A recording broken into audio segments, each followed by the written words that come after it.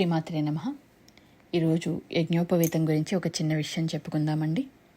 యజ్ఞోపవీతాన్ని ఏ పరిమాణంలో తయారు చేసుకోవాలి, అదేవిధంగా ఏ పరిమాణంలో తయారు చేసినటువంటి యజ్ఞోపవీతాన్ని ధరించాలి అన్న దాని గురించి సాముద్రిక శాస్త్రం చాలా చక్కగా వివరించింది.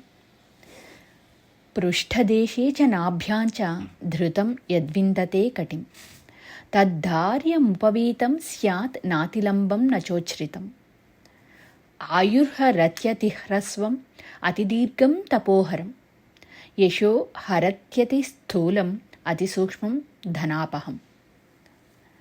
అంటే యజ్ఞోపవీతం నడుము వరకు మాత్రమే ఉండాలి అని శాస్త్రం చెప్తుంది. దానికంటే పైన కానీ క్రింద కానీ ఉండకూడదు అని చెప్తారు. మరీ చిన్నగా ఉంటే ఆయుక్షీణం, మరీ పొడవుగా ఉందనుకోండి చేసినటువంటి పూజ తపస్సు నశిస్తాయి అంటారు. లావుగా ఉంటే కీర్తి అంతరిస్తుంది అని చెప్తారు. అలాగే మరీ సన్నగా ఉంటే ధన నష్టమవుతుంది అని చెప్తారు. నిజానికి యజ్ఞోపవీతాన్ని ధరించే సమయంలోనూ అలాగే యజ్ఞోపవీతాన్ని తొలగించేటువంటి సమయంలో నిర్దిష్ట మంత్రాలు తప్పక పఠించాలి అని చెప్తారు.